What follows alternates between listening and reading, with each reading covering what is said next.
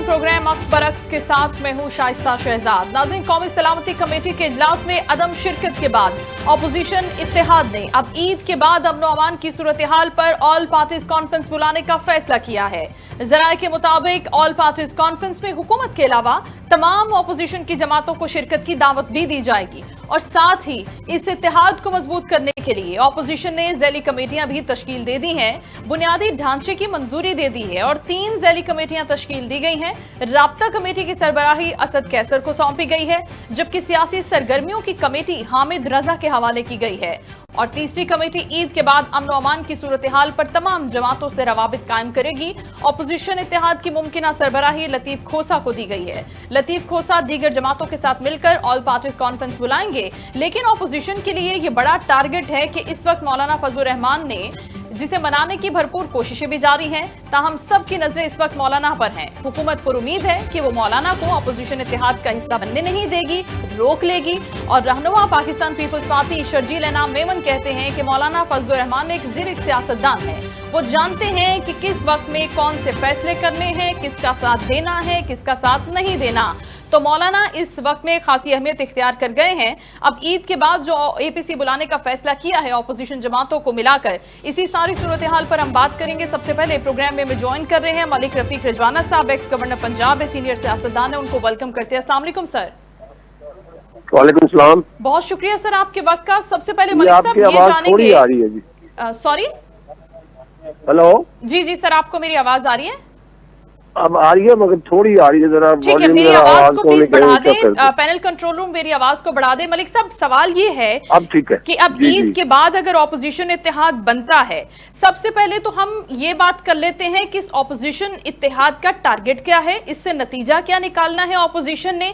क्योंकि अगर हम सियासी सूरत हाल में अमन अमान की बात करते हैं, कौमी सलामती कमेटी की बात करते हैं, उसके इजलास की बात करते हैं, वहां पर तो नहीं बैठते ये तमाम ऑपोजिशन। अब ईद के बाद अगर ये इकट्ठा होते हैं तो ये क्या चाहते हैं, क्या नतीजा निकालना चाहते हैं हुकूमत को टफ टाइम देकर? देखिए, सबसे पहले आप ये देखें अपोजिशन है कौन सी। सिवाय पीटीआई के अपोजिशन में और कौन सी जमातें हैं जो काबिल जिक्र है। मेरे तो इनमें इतनी बात नहीं है जो मैं अपने अंदाजे से एनालिसिस करता हूँ। दूसरी बात ये है कि आप एक मुकदमा हो, आप क्या अदालत से बाहर लड़ सकते हैं? क्या आप अपना मौक़िफ़ अदालत से बाहर पेश कर सकते हैं? क्या आप अदालत के बाहर एहतजाज करके आप कहें जी मेरा मुकदमा मेरे हक में करें या फैसला इस तरह से करें?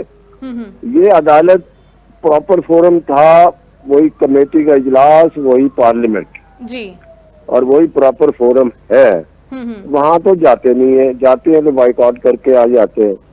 तो ये जो रवैया है ना, ये है कि तो कहते हैं ना खेलेंगे ना खेलने देंगे वाली बात है। माजरत के साथ ये मेरा एक तबसरा है, मेरी एक राय है। तो उन्होंने क्या हासिल करना है? फर्ज किया, एक मैंने पहले भी ये कहा कि अपोजिशन की कितनी जमातें हैं, उनमें कितनी कुव्वत है, कितनी अवाम की नुमाइंदगी उनके पास है, उनके कितने मेंबर पार्लियामेंट में है। ठीक है, अब उसी पार्लियामेंट में बैठते हैं, उसी पार्लियामेंट का बाइकआउट करते हैं। ये मसला है, फर्ज किया एक फैसला कर लेते हैं कि दहशतगर्दी को इस तरह से हमारी राय में लिपटा जा सकता है। ठीक है, तो क्या कहेंगे अपोजिशन वाले, जितनी भी छोटी जमातें हैं या जो भी है, वो चीफ ऑफ आर्मी स्टाफ से या पाकिस्तान की रियासत से मुतालबा करेंगे। तो क्या वो उनकी बात मानी जाएगी या जो और कलेक्टिव विजडम के तहत फैसले हुए हैं उसको लेकर आगे चलेंगे? तो ये एक ना ही जमहूरी रवैया है, ना ही कोई मुल्क के साथ हुब्बुल वतनी तो है इनकी। ये मैं नहीं कहता खुदा न खासा हुब्बुल वतनी नहीं है, ना ही मुल्क की सलामती के लिए ये कोई अच्छे फैसले हैं। ऐसी सूरत हाल में ये इख्तलाफ, ऐसी सूरत हाल में 1.5 इंच की अपनी 1.5 इंच की मस्जिद बनाना, मैं तो इस बात से मुत्तफिक भी नहीं हूँ और मुझे नामुनासिब लगता है। अच्छा मलिक साहब, ये जो आवाजें उठ रही हैं कि कौमी हुकूमत बना ले बैठ के, खान साहब, नवाज शरीफ, आसिफ जरदारी, ये 3 बड़ी जमातें अगर मिल जाएं, क्योंकि वो समझते हैं पाकिस्तान तहरीक इंसाफ वाले कि हमारी नुमाइंदगी तो सबसे ज्यादा है मुल्क भर में, और अगर ये तीनों जमातें मिल जाते हैं, कौमी इत्तेहाद की हुकूमत बन जाती है जिसमें ये तीनों बड़ी जमातें होती हैं, तो फिर मामलात बेहतर डगर पर जा सकते हैं। क्या आप भी यही सोचते हैं? लेकिन आसिफ जरदारी और मियां नवाज शरीफ की पार्टी की जो हुकूमत है, इत्तेहादी है, MQM भी साथ है, मौलाना फजलुर रहमान पार्लियामेंट का हिस्सा है, और इनकी अपोजिशन का हिस्सा नहीं है। इनकी जूतियां जो है ना घिस गई है मौलाना साहब को अपनी बतौर अपोजिशन लीडर अपनी जमात में लाने के लिए। रह गए फिर पीछे तहरीक इंसाफ। असल में वो तहरीक इंसाफ को लाने के लिए कह रहे कौमी हुकूमत बनाए, वरना तो बाकी दो जमातें बड़ी तो है पार्लियामेंट में, उनकी हुकूमत भी है, उनके इत्तेहादी भी है। ये तो चाहते हैं कि हमें शामिल कर दो।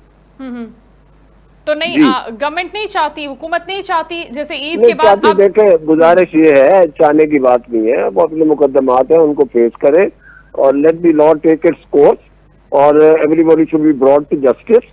कोई नाइंसाफी है तो वो भी अदालतें देखेगी और इंसाफ के तकाजे पूरे हुए, जो कुछ किसी ने किया उसकी उसको सजा भुगतेगा वो। तो इस तरह से ये कहना कि जी के अब कौमी हुकूमत बना ले, कैसी कौमी हुकूमत बन सकती है, कैसे बन सकती है? ऐसे ही जब से आप देखें अदम एतमाद हुआ खान साहब के खिलाफ, ठीक है जी, उसके बाद जमहूरी तरीका क्या था? फर्ज किया समझते ये अदम एतमाद गलत हुआ, मगर अदम एतमाद पार्लियामेंट के अंदर, कौमी असम्बली के अंदर हुआ। अदम एतमाद में जो MNA थे उन्होंने वोट दिया, जिनको बाद में सुप्रीम कोर्ट में झगड़ा पड़ा था, अल्टीमेटली ये फैसला हो गया, अदम एतमाद चल गया। कासिम सूरी का किरदार सबके सामने है, चलो गुजर गया वक्त। अब देखना ये है कि एक पार्लियामेंट में एतमाद दिया इमरान खान साहब को, क्या वजीर आजम बन जाए, तो वो एक अमानत होती है जो एतमाद दिया जाता है। ठीक है, जैसे लोग कहते हैं कि वोट कौम की अमानत है, अगर वो अमानत उन्होंने वापस ले ली, अब उसके बाद अदम एतमाद के बाद तो बेहतर तरीका यही था कि Khan Sahab should have played a role of leader of the opposition within the assembly, within the parliament, और उसके बाद अपना एहतजाज विद इन दी पार्लियामेंट भी करते, बाहर भी करते और अगले इलेक्शन का इंतजार करते।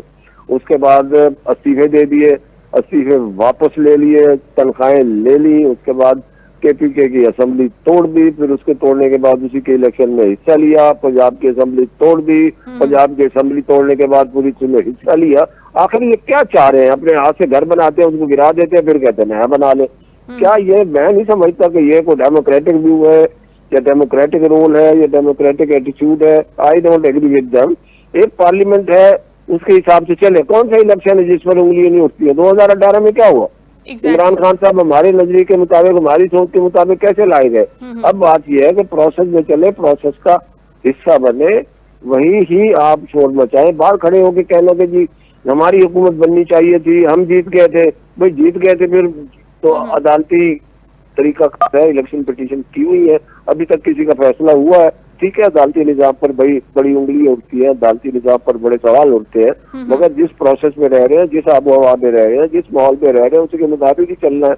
आपने अपना रुख अलग चलाना है, जो है वो टूटना नहीं चाहिए। मलिक साहब, ये बड़ी इंपॉर्टेंट बात है कि अब जब हालिया एक हम दहशतगर्दी की लहर की बात करते हैं, ऐसे में कौमी सलामती पार्लिमानी कमेटी का इजलास भी होता है, उसमें यही बड़ी जमात जो दावा करती है वो ही शरीक नहीं होती। अगर उनकी अदम हाजिरी को, उनकी गैर हाजिरी को हम ये समझें कि लैक ऑफ इंटरेस्ट है, नहीं चाहते कि इस तरह के अहम मौजुआत पर, सेंसिटिव इश्यूज के ऊपर बैठकर बात करें, उसका हिस्सा बने। बिल्कुल बनना चाहिए। इसका मतलब तो ये हुआ कि आप हर बात में इख्तलाफ करते हैं, चाहे पॉजिटिव में भी इख्तलाफ, चलो अगर पॉजिटिव ना हो, खुदा न खास्ता इनकी नजर में, ये कौमी सलामती कमेटी का जो इजलास हुआ है जी, उसमें कौमी सलामती का एक लफ्ज है नेशनल सिक्योरिटी जी। कौमी सलामती में रखना अंदाजी करना, कौमी सलामती में रोड़े अटकाना, कौमी सलामती में कहना हम नहीं बैठते। अब कौमी सलामती में अगर कोई जमात नहीं बैठती तो उस पर क्या कहें हम? क्या हम उसको अप्रिशिएट करें? क्या उनकी बात को माने? असल बात यह है कि वो, अब तो ये कौमी सलामती है ना, पहले कहते थे पार्लियामेंट नहीं चलने देंगे, अब कौमी सलामती का इशू भी अगर कलेक्टिव विजडम से, कंसेंसस से तय हो रहा है, तो क्या ये बेहतर नहीं था कि इनको जो तहफुजात है ऑपरेशन पर, सपोज वो भी आके बताएं? ठीक है जी। अब अली अमीन गंडापुर साहब कहते हैं कि इतने हजार जो है ना वो तकरीब का या दहशतगर्द KPK में दाखिल हो चुके। सबसे पहले तो ये बताया जाए कि जो KPK के बारे में ये बात की जा रही है, कहाँ से आए? क्या वो ही नहीं है ये जिनको इमरान खान साहब की हुकूमत में रिहा किया गया? अगर वो नहीं है तो फिर KPK की हुकूमत ये गिनती करने के बावजूद, काउंट करने के बावजूद उन्होंने क्या किया इन बंदों का रास्ता रोकने के लिए?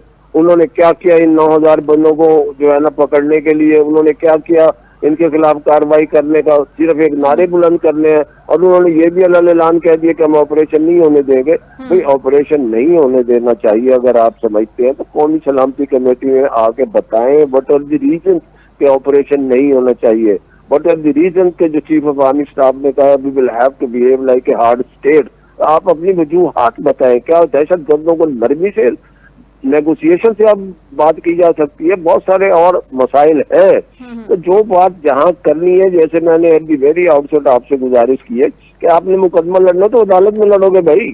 कौमी सलामती कमेटी में आओ, अपने व्यूज दो, अपने बताओ अपनी बात। हो सकता है आपकी बात वजनदार हो सकता है आपकी बात में जो है ना एक लॉजिक हो, विजडम हो सकता है कौमी सलामती कमेटी समझे कि सारे समझे ये पीटीआई जो है भाई अच्छी बात कर रही है।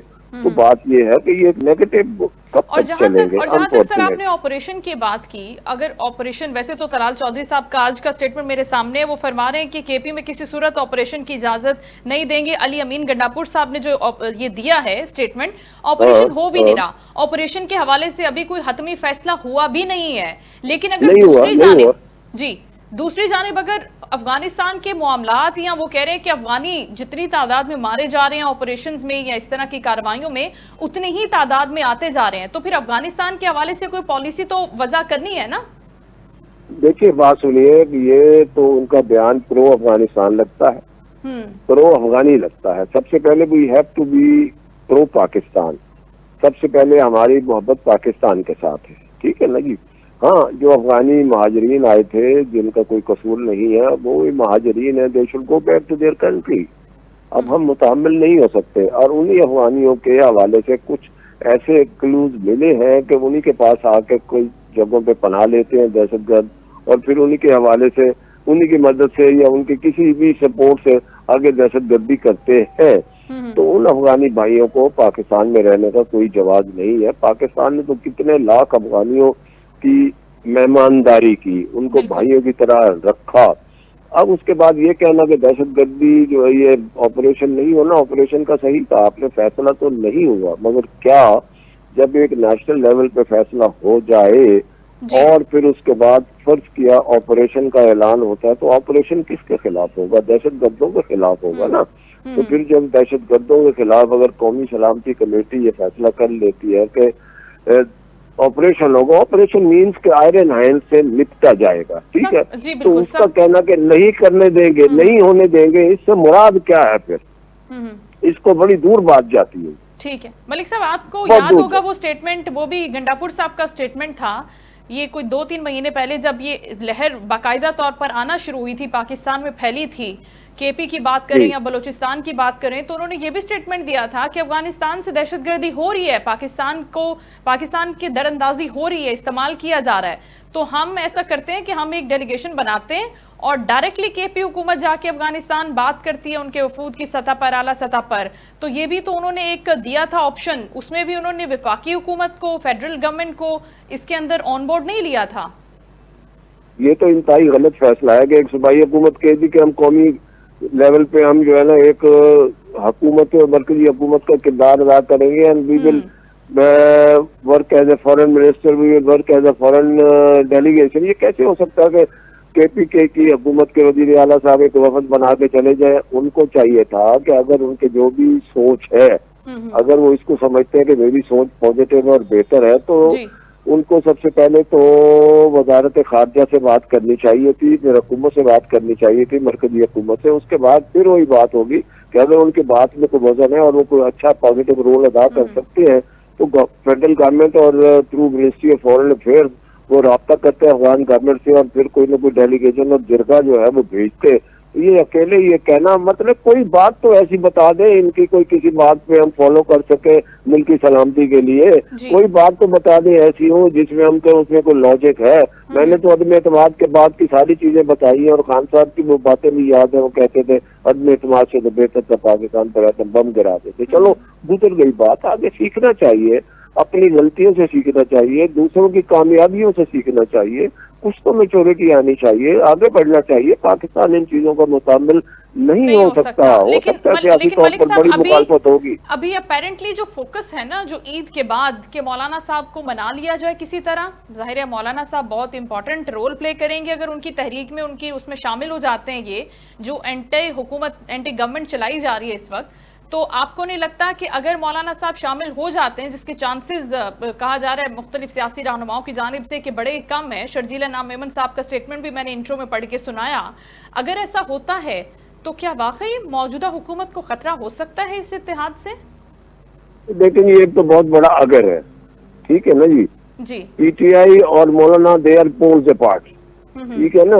जैसे रेलवे की दो लाइनें किसी जंक्शन पे मिलती है जाके, और आप तहरीकों का एक पस मंजर देखें, तहरीक किस इशू पे चलाएंगे, नंबर एक। नंबर दो, मौलाना साहब बड़े जीरक सियासतदान हैं, बहुत जीरक सियासतदान है, और उनका सबसे पहले मुकाबला ही पीटीआई से है केपीके में, तो वो इस तरह की बातों में आके और इनके साथ मिलकर तहरीक चला लेंगे।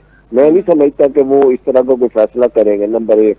नंबर दो बात ये है कि तहरीकें इस तरह की कोई हो तो बहुत बड़े इश्यूज हो तो वो फिर इलेक्शन में 6 महीने या साल रहता हो ना, फिर चलती है, फिर आहिस्ता आहिस्ता चलती रहती है तहरीकें, और आगे इलेक्शन आ जाता है, तो फिर इन तहरीकों की जो कामयाबी है या उन तहरीकों का जो एक टेम्पो बना होता है उसको फिर पॉलिटिकल पार्टी जो है वो इलेक्शन में कैश करवाती है।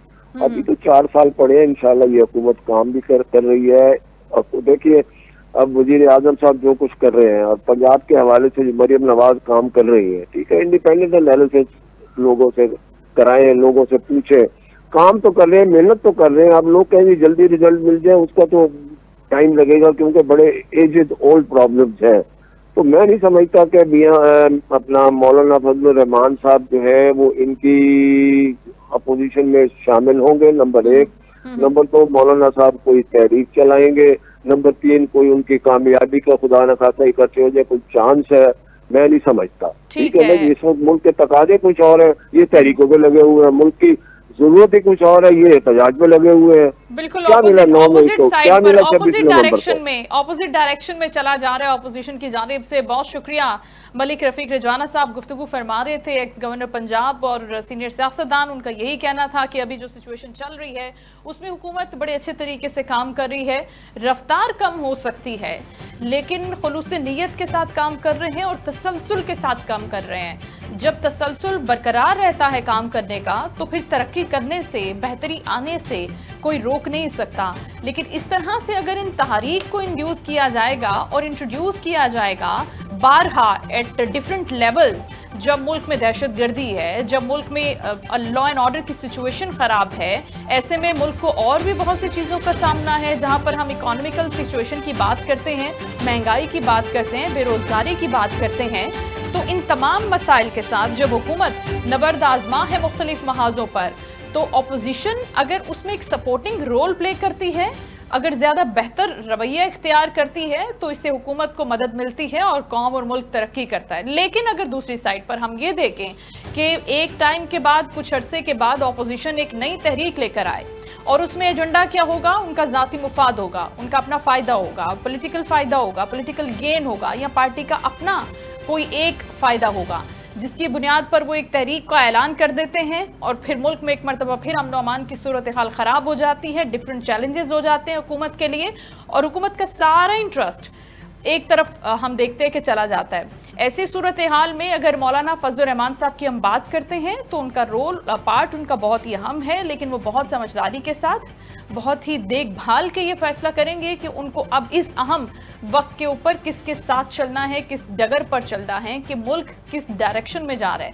लेकिन हालिया अगर हम कौमी सलामती मीटिंग की बात करते हैं, जिसमें ये कहा जा रहा है अली अमीन गंडापुर की जानिब से कि शायद कोई ऑपरेशन का फैसला हुआ है, तो तलाल चौधरी साहब ये फरमा रहे हैं कि फैसला नहीं हुआ, लिहाजा इस कौमी सलामती मीटिंग के हवाले से कंफ्यूजन को फैलाना बंद किया जाए। और अगर अली अमीन गंडापुर साहब ये चाहते हैं कि केपी में कोई ऑपरेशन नहीं हो, तो फिर उसके हवाले से वो आकर इस प्लेटफॉर्म के ऊपर अपनी बात करें, बल्कि उनकी पूरी की पूरी जमात आए और वो बात करे और उनके पास अगर कोई बेहतर ऑप्शन मौजूद है, कोई बेहतर होमवर्क मौजूद है जो उन्होंने तैयार किया है दहशतगर्दी से निपटने के लिए, इन दहशतगर्दों से निपटने के लिए जो अफगानिस्तान से आ रहे हैं, दरअंदाजी कर रहे हैं, इस तरह की कार्रवाइयां कर रहे हैं, तो फिर आप अपना पेश करें जो आपने तैयार किया है, अपना होमवर्क दें कि आपके पास क्या तैयारी है, आपके पास क्या सजेशंस है गवर्नमेंट के लिए कि गवर्नमेंट उनको फॉलो करे, और अगर वाकई वो इस काबिल होंगे कि उन पर अमल हो सकता है तो हुकूमत उनको भी देखभाल कर उन पर अमल करेगी। शो का वक्त नाज़रीन खत्म हुआ, अपना ख्याल रखिएगा। इंशाल्लाह कल आपसे दोबारा मुलाकात होगी। अल्लाह हाफिज।